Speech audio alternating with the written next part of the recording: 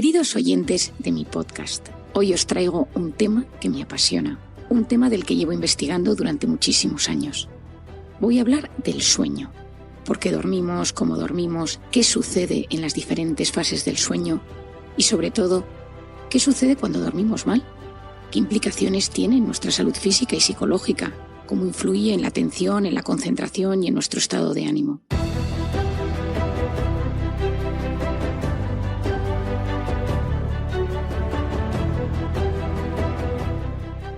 Todos sabemos lo que es pasar una noche en blanco, sin conseguir conciliar el sueño, o dormir con múltiples despertares cada poco tiempo. En ambos casos uno se levanta por la mañana con sensación de agotamiento. Cuando falla el descanso, la mente no funciona con normalidad. Surgen problemas de memoria y aprendizaje, hablaremos de ello, fallos de atención y concentración, errores en las habilidades cognitivas, la ausencia de descanso o un descanso deficiente nos convierte en seres susceptibles e irritables, que no puede responder de forma adecuada a los estímulos exteriores. La falta de sueño incluso afecta al sistema inmunológico. ¿Por qué? Porque tú ya sabes que nuestro sistema nervioso se activa de dos maneras. Sistema nervioso simpático, en modo alerta cuando viene el león, ese famoso cortisol del que me has oído hablar tanto, y el sistema nervioso parasimpático, cuando entramos en modo relax, relajación, paz, serenidad, sueño, meditación. Cuando nosotros entramos en el sistema nervioso parasimpático y le dejamos espacio en nuestra vida, nuestro sistema inmunológico se refuerza.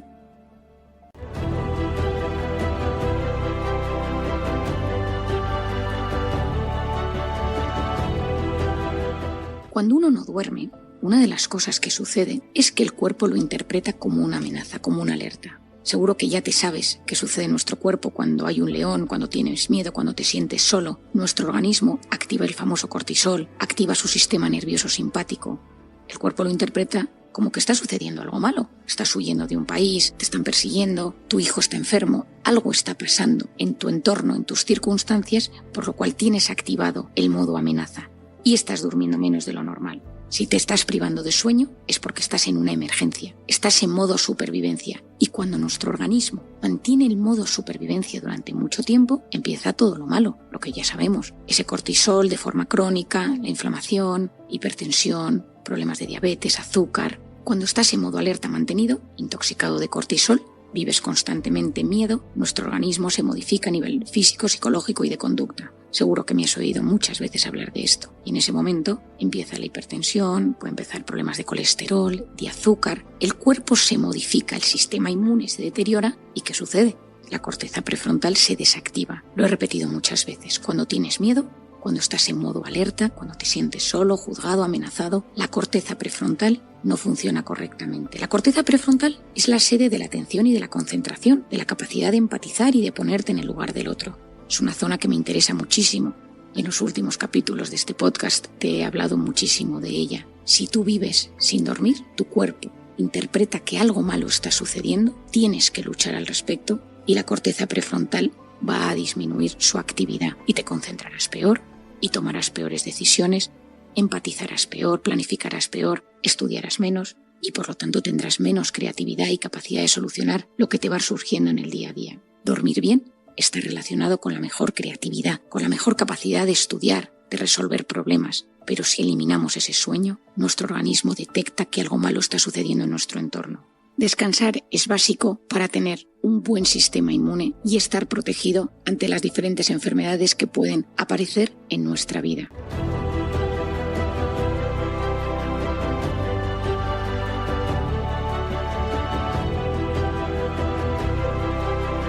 Por otro lado, entramos en el mundo de las pesadillas, los múltiples despertares, porque soñamos, unos sueñan más, otros sueñan menos. Se ha investigado mucho al respecto, yo también tengo mis propias teorías, pero lo que sí sabemos es el enorme impacto que tiene el soñar y cómo soñamos en nuestro mundo emocional. Ahora entraré en profundidad a hablarte de todos estos temas.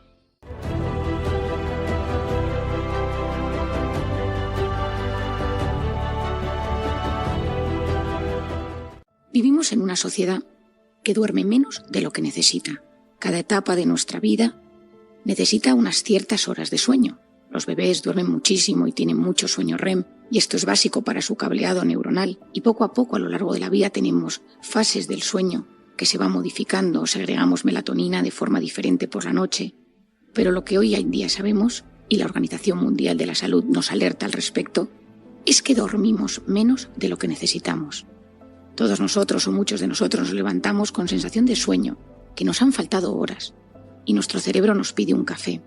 ¿Por qué nos pide un café el cerebro en ese momento o un activador? Porque cuando estamos cansados, el cerebro necesita rápidamente sentirse activo, y a lo largo de la mañana, a veces después de comer, existen esos bajones de energía donde nos cuesta concentrarnos. ¿Por qué nos despierta el café? Es curioso pero muy interesante. Te lo voy a explicar. Cualquier actividad que realizamos, trabajar, estudiar, practicar deporte, movernos, requiere el uso de energía. La energía del cuerpo se denomina ATP, adenosín trifosfato. Cada célula se alimenta de estas moléculas, que provienen principalmente de todo aquello que ingerimos. Cuando nosotros realizamos ejercicio, trabajamos, estudiamos, pensamos, hacemos uso de ese ATP, de esa energía, y el cuerpo lo va consumiendo poco a poco. Cada vez que nosotros empleamos una molécula de ATP, esta se rompe, se divide en dos. Una molécula de fosfato por un lado y otra de adenosina. La adenosina es muy importante para nuestro descanso, porque es una sustancia que induce al sueño. El cerebro tiene muchos receptores sensibles y especializados para la adenosina. Si los niveles de esta molécula son elevados, nuestro organismo percibe una sensación de somnolencia y el sueño será mucho más profundo. El cuerpo, que es muy sabio, emplea este sistema para generar sensación de cansancio e inducir al sueño tras el esfuerzo, el ejercicio o el estudio. Existen otras moléculas responsables del proceso de reposo, pero los niveles elevados de esta molécula de adenosina poseen una gran repercusión en el sueño y nos ayudan a descansar mejor. ¿Y qué relación tiene la adenosina con el café? Pues aquí entra al juego la famosa cafeína, la molécula antisueño por antonomasia. Fue descubierta por el químico alemán Friedrich Ferdinand Runge en 1819. La cafeína presenta una gran similitud con la adenosina. Es lo que se denomina una antagonista no selectiva de los receptores de adenosina. Cuando tú consumes cafeína, tú bloqueas los receptores de adenosina. Es decir, al consumir cafeína, el cerebro ya no recibe la señal de que tienes sueño, por lo que aguanta más tiempo despierto. Estás engañando a tu cuerpo al decirle a esos receptores que las cosas van bien, aunque, de forma real, tú estás muy cansado. Dormir poco tiene efectos nocivos para el cuerpo y para la mente. El ser humano en general necesita 4 o 5 ciclos de sueño. La duración de cada uno de ellos es en torno a los 90 minutos. Seguro que te ha sucedido en alguna ocasión, te despiertas en medio de la noche con sensación de estar despejado. Te vuelves a dormir y cuando te levantas por la mañana y suena el despertador, estás aturdido y cansado. ¿A qué se debe? Estar muy relacionado con los ciclos del sueño.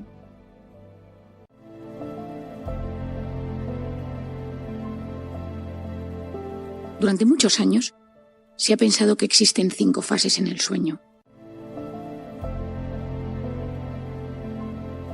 En los últimos años se han reagrupado en 4 fases. Yo tengo un buen amigo, el doctor Javier Álvarez, que ha escrito hace poco un libro, La ciencia del buen dormir, que os recomiendo sobre este tema. En su libro profundiza sobre las fases del sueño, sobre los tipos de insomnio, qué está sucediendo en la sociedad de hoy en día con respecto al descanso y a la vida de los adolescentes, las redes sociales. Y a lo largo de estos minutos os citaré algunas cosas de su libro que me parecen de extrema importancia y relevancia. Muchas veces hablo con él y le derivo pacientes y comentamos temas del sueño, dudas que a mí me entran, porque creo a día de hoy que sigue siendo un campo apasionante del que nos queda mucho por descubrir.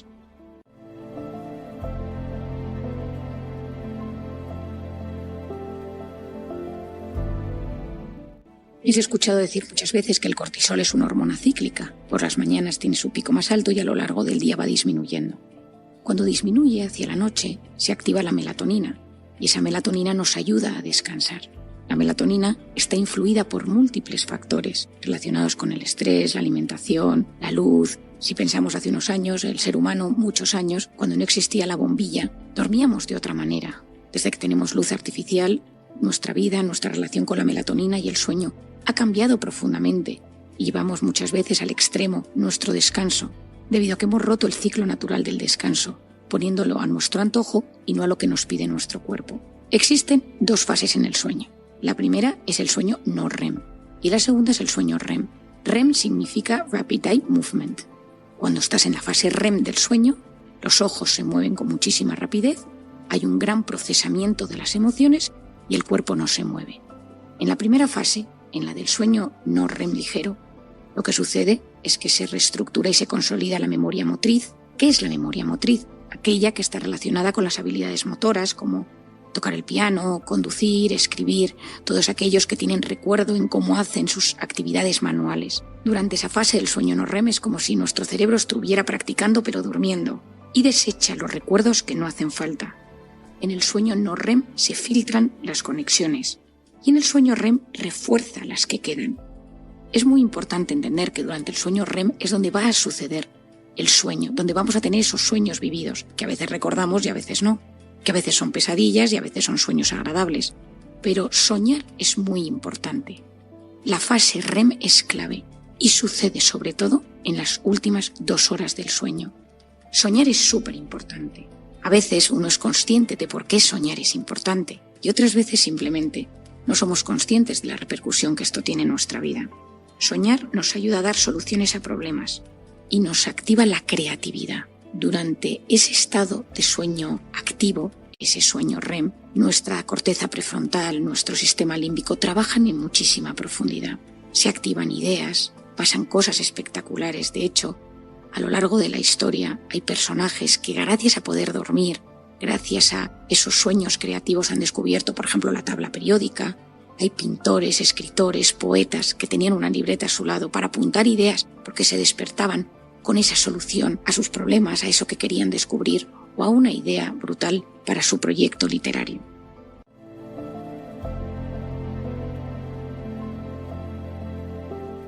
Durante muchos años se pensaba que en el sueño se apagaba el cerebro, que no pasaba nada. Gracias a los nuevos estudios, a la investigación, a que las pruebas son cada vez más precisas, sabemos que durante el sueño suceden muchas cosas. Un tema apasionante del que yo conocía muy poco y he profundizado gracias al libro de Javier Álvarez es que, mientras dormimos, sufrimos un proceso profundamente activo. Es decir, cuando nosotros dormimos, el cerebro se limpia. De esto yo sabía muy poco y en los últimos meses he leído mucho al respecto. Todos conocemos el sistema linfático de nuestro cuerpo por el cual vamos limpiando los desechos que se van produciendo a lo largo del día. Pues existe un fenómeno similar en nuestro cerebro. Se denomina el sistema linfático.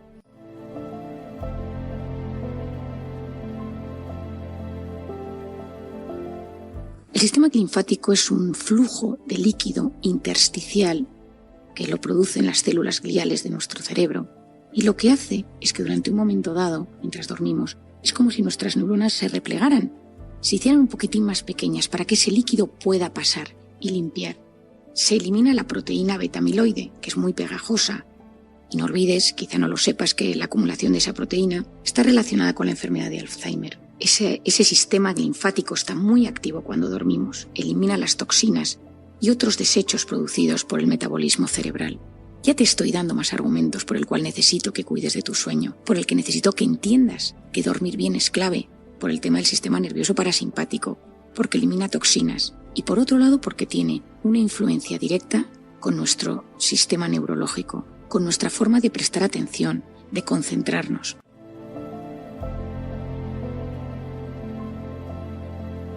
Seguro que has experimentado no dormir bien una noche. Yo pienso en esas noches que me he despertado 1000 veces con los niños, las noches con lactancia, que lloran, que se encuentran mal, que tienen fiebre, y te pasas toda la noche sin dormir. Al día siguiente, en mi caso, me levantaba, me iba a la consulta, y yo notaba que mi cerebro no funcionaba igual, que hacía grandes esfuerzos por prestar atención, por concentrarme, por leer, pero yo notaba que mi cerebro tenía menos pila, tenía menos capacidad. Cuando una persona se mantiene despierta la noche entera, desaparece la capacidad de mantener de forma correcta el foco de atención. Disminuye el rendimiento. Según dicen los estudios, uno tarda casi 10 veces más en responder a algo, en ser capaz de solucionar un problema. Por otro lado, recuerdo esas noches en las guardias del hospital. Tenía guardias muy malas. De broma decíamos en el hospital que yo era gafe. Yo tenía noches enteras sin dormir. Y muchas veces esa noche sin dormir se empalmaba con un día entero trabajando. y yo notaba que llegaba un momento que mi cabeza no rendía bien. Y eso a pesar de la juventud, que yo creo que uno aguanta mucho más que cuando va cumpliendo años.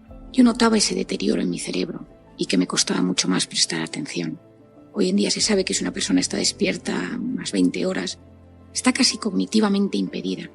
De hecho, dice el doctor Charles Czeisler de la Unidad del Sueño de Boston, que es como si nos hubiéramos emborrachado. Una persona que está entre 18, 19, 20 horas sin dormir tiene efectos en su cerebro como si hubiera ingerido alcohol. Según dicen los estudios, el 40% de los americanos, y en España pasa parecido y en Latinoamérica, la carencia crónica de sueño es altísima. Es decir, adultos que duermen menos de 7 horas al día. El otro día leía que en Inglaterra, en Reino Unido, el 23% de la población duerme menos de 5 horas. Es decir, se cree que únicamente entre un 10 y un 20% de la población duerme exactamente lo que necesitaría.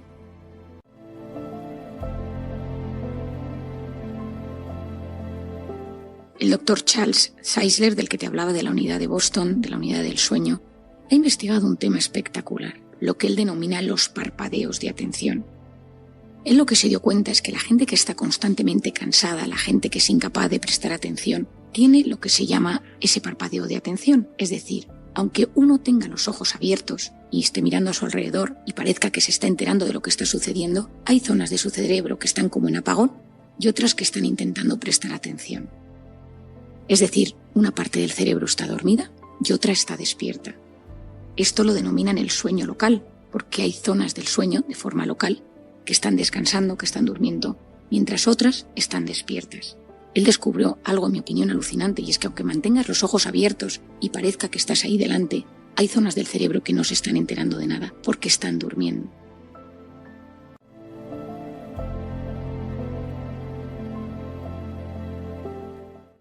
Soñar es básico para nuestro desarrollo emocional, para una buena gestión emocional de nuestra vida. Hay grandes investigadores al respecto y el doctor Álvarez y yo lo hemos hablado en muchísimas ocasiones. Hay un investigador en...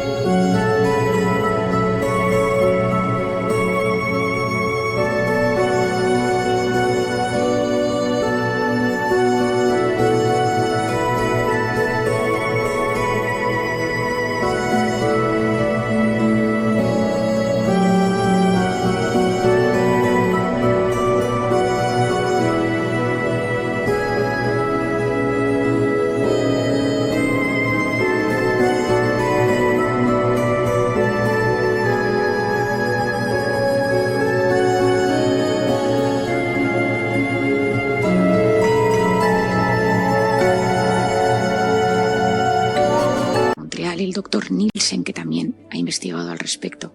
Soñar, tener sueños, nos ayuda a adaptarnos emocionalmente a lo que nos va sucediendo en nuestro día a día. Cuando nosotros soñamos, podemos volver a situaciones estresantes que han sucedido durante el día, durante la semana, y nuestro cerebro como que las consolida, las coloca en un lugar donde duele menos. Las revivimos, pero en general no las revivimos moviéndonos, corriendo, gritando, a veces sí, debido a que ha sido demasiado intenso o por nuestra personalidad o nuestra forma de dormir y de integrar las emociones. Pero la mayor parte de las personas sueña sin que eso tenga una repercusión física en su cuerpo.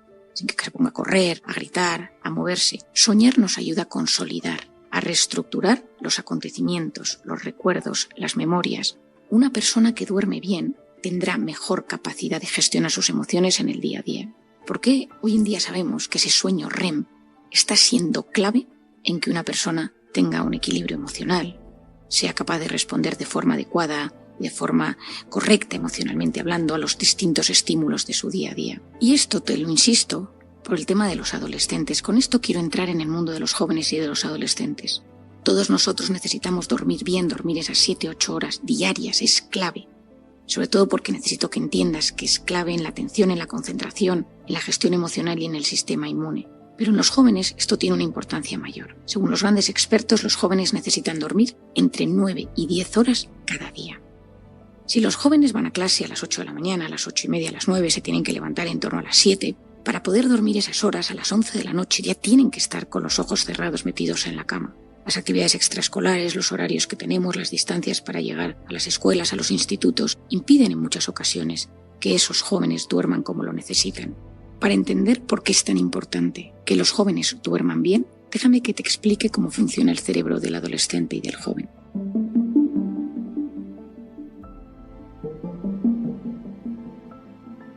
El cerebro de los niños empieza con su neuroplasticidad, es decir, vamos reorganizando los circuitos neuronales, la poda de zonas y de neuronas en nuestro cerebro a lo largo de la vida. Pero hay un pico muy importante a lo largo de la adolescencia. En ese momento, de los 10 a los 19 años, 20, la estructura del cerebro de ese joven experimenta grandes cambios. Es un proceso maravilloso y para los que nos gusta el mundo de la neurociencia, un proceso apasionante que descubrir. Ese proceso ordenado de desarrollo empieza por la parte de detrás, por la zona occipital, y poco a poco se va desarrollando hasta la corteza prefrontal. Esa corteza prefrontal, que es la que nos ayuda a prestar atención, a gestionar nuestros impulsos, es la última que se desarrolla. Sabemos que en las niñas el desarrollo de la corteza prefrontal sucede entre 1 y 2 años antes, y en los jóvenes, a través de esas hormonas sexuales masculinas, favorece la maduración de las regiones del lóbulo inferior parietal, donde se integran las áreas espaciales. Por eso, el desarrollo de los niños y de las niñas a lo largo de la juventud y de la adolescencia no es exactamente igual. Durante ese desarrollo cerebral tan importante del que te estoy hablando, va a haber una transformación espectacular en sus neuronas, en sus conexiones, en su forma de ser, en su conducta, en su gestión emocional, en su forma de relacionarse, en la manera que tiene de abordar los retos, los riesgos, los miedos del día a día. Pero también hay otras capacidades como pueden ser la memoria, el lenguaje, el aprendizaje más complejo, las lenguas, aprender otros idiomas, que se han empezado a desarrollar desde la infancia, pero en la adolescencia maduran y se perfeccionan. Ese joven va a empezar a consolidar esos circuitos, y esos circuitos, esas carreteras que se van creando en el cerebro, los circuitos de recompensa, de gestión emocional, de aprendizaje, tienen un momento súper importante. Cuidar el cerebro del adolescente, del joven, es una de mis obsesiones, por las redes sociales, las drogas, el alcohol, los apegos, cómo se relacionan con las personas de su entorno, porque ese momento va a predecir, va a tener una influencia muy importante en el futuro. Cuando un joven aprende algo, esos circuitos se refuerzan, y si esos circuitos son buenos, pues ya estarán insertados para toda su vida. Hay otros que irá desechando porque ya no le interesan, porque se va haciendo cada vez más mayor. Hay una frase que yo repito muchísimo y que es clave que entendamos. Ese joven irá reforzando esos circuitos de recompensa con cosas que le calmen. Cuando se sienta solo, cuando sienta que sus amigos no le hacen caso, la chica o el chico que le gusta pues no le mira, cuando sus padres no le comprenden, esos momentos de frustración, porque esa revolución hormonal que sucede, esa poda neuronal, tiene un impacto muy fuerte en la conducta de ese joven. Los circuitos que le calmen los recordará siempre. El cerebro recuerda lo que te calma. Si ese niño se engancha a las drogas, a las redes sociales, a TikTok, a la pornografía, a los videojuegos, porque es su manera de liberar esa angustia, esa frustración que va surgiendo por esos cambios que van sucediendo en la adolescencia, el cerebro irá recordando y consolidando todos esos circuitos, aunque a veces no sean los mejores para él. La aparición de los nuevos circuitos, que son más complejos para la toma de decisiones, abarca áreas cerebrales más extensas y tienen que conectarse entre sí. Todo eso surge en esa famosa corteza prefrontal. Pero hay otra zona del cerebro clave en los jóvenes y en los adolescentes, que es el sistema límbico. que es aquel que procesa las emociones, el miedo, cómo respondo cuando me siento triste, enfadado. Es el centro de gestión de todas nuestras emociones y de nuestros impulsos. Es precisamente en esa época de la juventud y de la adolescencia, durante la maduración de la corteza prefrontal, cuando se empiezan a unir y empieza a haber unos circuitos muy importantes que asocian el sistema límbico con la corteza prefrontal. Te preguntarás por qué te estoy explicando esto con tanta profundidad. La respuesta está aquí. Durante el sueño es cuando las nuevas conexiones se consolidan. Durante el sueño de ese joven y de ese adolescente es cuando esas nuevas carreteras positivas de refuerzo, de atención, concentración, gestión emocional se van haciendo cada vez más fuertes, más potentes. Y ese joven va a ser cada vez más capaz de hacer frente a los diferentes desafíos que van surgiendo en la vida. Y sobre todo suceden en la fase REM.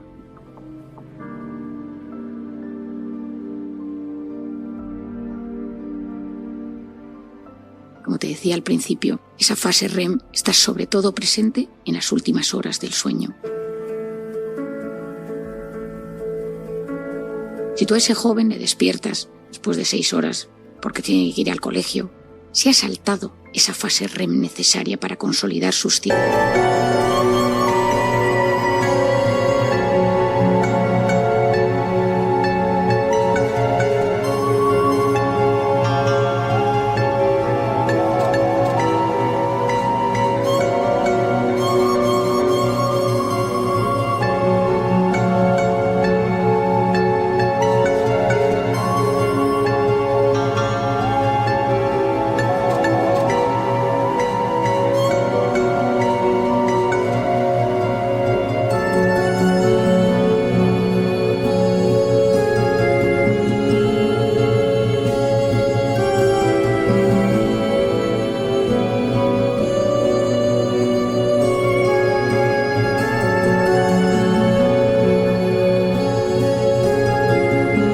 Circuitos cerebrales.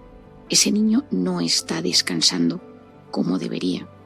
Es como si a nosotros nos despertaran a las 4 de la mañana y nos dijeran a trabajar y tenemos esa cara de cansados. Te vas a desayunar y encima tú pretendes que tus hijos estén sonriendo y contentos mientras desayunan, se vayan felices al colegio y encima estén concentrados en clase.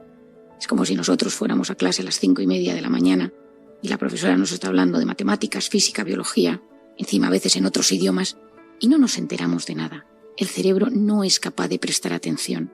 Pero no es solo el agotamiento con el que llegan al colegio o al instituto, sino que han saltado las horas del sueño básicas para reconducir sus carreteras neuronales, consolidar los recuerdos, la poda neuronal, ese refuerzo de la corteza prefrontal con el sistema límbico. Todo eso que te estoy explicando, la neuroplasticidad, nos lo estamos saltando, porque la mayor parte de esos circuitos se consolidan en las últimas fases del sueño. Me encantaría, y esto lo he hablado muchas veces con el doctor Álvarez, poder hablar con los sistemas de salud pública, con los colegios, sistemas educativos, con los gobiernos, para que entiendan que hay que favorecer una sociedad y una juventud que pueda dormir. Desde la introducción de las pantallas en los jóvenes, esto se ha incrementado muchísimo más. Leí hace poco que una de las propuestas para el gobierno es que por las noches las redes sociales estén inactivas en los jóvenes. Me parece una idea absolutamente sublime.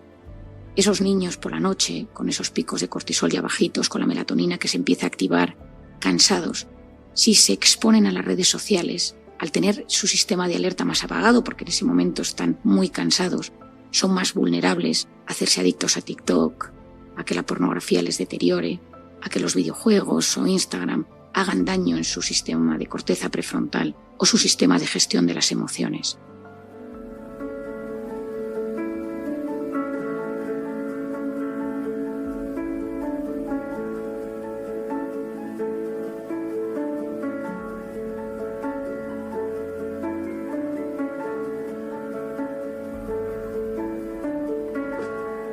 Podría estar horas hablándote de este tema. Te recomiendo que escuches a mi amigo Álvarez y que profundices en estos asuntos que creo que son tan básicos para nuestra supervivencia. Cuando uno no duerme bien, entra en el insomnio. El insomnio a veces puede ser un insomnio de conciliación, te metes en la cama y no consigues dormir. Un insomnio de mantenimiento, que estás en la cama y en ese momento no eres capaz de descansar porque te despiertas muchas veces o tienes un sueño muy inquieto. Te despiertas entre las 3 y las 4 de la mañana, que cambias de una fase a la otra con sensación de sobresalto. Te levantas por la mañana con sensación de agotamiento. No has descansado bien. Este tipo de insomnio hay que ver de dónde surge. A veces puedes tener un síndrome de piernas inquietas, puedes tener alguna enfermedad física que esté asociada a ello. Muchas enfermedades físicas y psicológicas y psiquiátricas relacionadas con el insomnio, depresión, diabetes y colesterol, problemas neurológicos, problemas de enfermedades autoinmunes que deterioran la calidad de nuestro sueño. No tengas miedo a preguntarle a tu médico, a profundizar con un médico especializado en sueño, en cómo poder mejorar la calidad del mismo. Para tratar el insomnio hay muchas maneras de hacerlo. Yo te recomiendo que esto no lo hagas nunca sin una supervisión médica. Hablar con un médico, una persona que conozca bien este mundo, porque algunas de estas pastillas, de estos tratamientos, tienen interacción con fármacos, otros tienen efectos secundarios y otros generan tolerancia, es decir, necesitas cada vez más para poder dormir. A veces tendremos que tratar el insomnio con medicación de la que todos hemos oído hablar de ella, tranquilizantes, benzodiazepinas, hipnóticos, porque a veces es necesario dormir. Hay momentos traumáticos en la vida, situaciones estresantes que nos están impidiendo conciliar el sueño y no tenemos capacidad de dormir de otra manera, pero nuestro organismo necesita que podamos estar dormidos esas 7-8 horas a pesar de que las circunstancias son adversas en nuestro entorno o interiormente estamos perturbados por algo que nos sucede. Para tratar a alguien, muchas veces podemos incluso empezar por plantas medicinales, las valerianas. Cuidado con ellas porque a veces generan cierta dependencia, la pasiflora, pero también hay que saber que la pasiflora no se puede emplear en los embarazos y en las lactancias. Y muchas pastillas de farmacia tienen una combinación de valeriana y pasiflora que son buenas, pero que necesitamos conocer cómo funcionan. Por otro lado, funciona muy bien la suplementación, por ejemplo el azafrán con la rodiola, esto lo emplea mucho el doctor Álvarez, que ayuda a mejorar el estado de ánimo, baja los estados de tristeza leve, la ansiedad durante el día y ayuda a que durmamos mejor por la noche. El magnesio, que yo lo recomiendo muchísimo, de hecho yo lo tomo, y es un mineral clave porque un gran porcentaje de la población tiene déficit y el tomar el magnesio ayuda a dormir muy bien. Las vitaminas del grupo B, que son fundamentales para el sistema nervioso, sobre todo cuando hay déficit. La vitamina D de Dinamarca es clave. Hoy en día sabemos que un porcentaje altísimo de la población tiene déficit y el déficit nos inflama y esa inflamación nos impide dormir bien. Y hoy en día sabemos que en el hipotálamo hay receptores de vitamina D y el hipotálamo es el que regula nuestro sueño. El omega 3, sabes que me encanta. Lo recomiendo porque baja la inflamación, disminuye las citoquinas inflamatorias y nos ayuda a descansar mejor. Por otro lado tienes la famosa melatonina. Yo suelo recomendarla de acción prolongada. Hay estudios muy distintos al respecto, pero puede funcionar bien en situaciones concretas donde una persona no consigue conciliar y mantener el sueño. También se ha estudiado que la melatonina tiene efectos antiinflamatorios y antioxidantes. Incluso los últimos estudios lo vinculan a que disminuye el riesgo de cáncer. A pesar de ello, te recomiendo que si llevas tomando mucho tiempo melatonina, también lo consultes con un profesional del tema. ¿Qué pasa cuando ya tenemos que entrar en el mundo de los fármacos? Porque uno tiene que dormir. Y sabemos que si no duermo voy a empeorar todo. Mi atención, mi interpretación de la vida, mi irritabilidad, mi inteligencia emocional. Si tengo una enfermedad psiquiátrica va a empeorar si no duermo. Enfermedades físicas, cancerígenas, neuroinflamatorias. Existen los fármacos terminados en PAM, que seguro que te suenan, diazepam y todos los parecidos a ellos. Funcionan muy bien, son muy efectivos, pero crean dependencia. Y si los quitas de golpe, generan un insomnio de rebote. Y hay un tema muy importante que tenemos que saber con este tipo de fármacos, y es que generan problemas cognitivos. Si tomas durante muchos años pastillas para dormir, sin seguimiento, puedes tener cierto deterioro cognitivo, problemas de memoria o de atención a largo plazo. Y luego existen otros tipos de fármacos, los hipnóticos, los antidepresivos, que a dosis bajas generan somnolencia y duermen. Los antihistamínicos, hay un nuevo fármaco, el daridorexant, que está en pleno estudio y acaba de salir a la luz, y yo creo que llegará en poco tiempo a España, recién aprobado, y que es un antagonista de las orexinas, que son las encargadas de mantener la vigilia. Esto todavía no se ha hablado mucho del tema, pero estoy convencida que en los próximos años tendremos más información al respecto.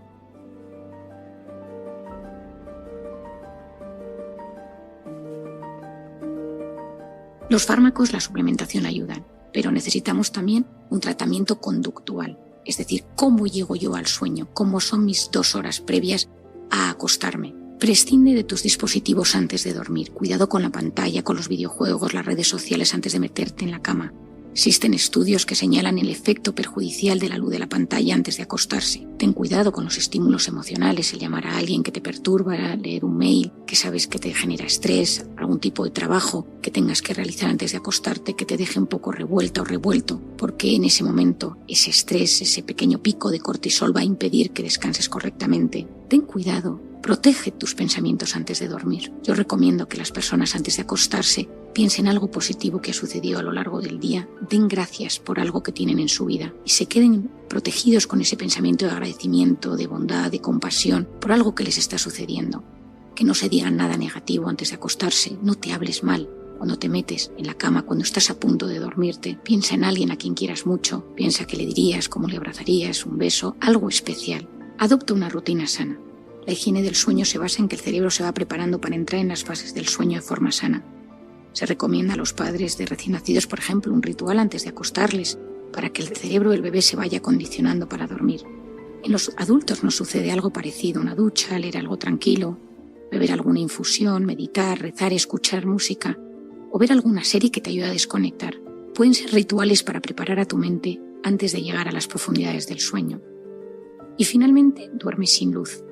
Quizá te sorprenda porque mucha gente aprovecha, por ejemplo, el verano para dormir con la ventana abierta y se despierta en cuanto los primeros rayos del sol entran por la ventana. Eso no es un problema, siempre y cuando no te importe madrugar.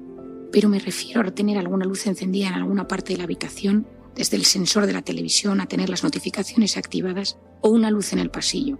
Por muy pequeñas e imperceptibles que sean, tienen un efecto nocivo en la producción de melatonina.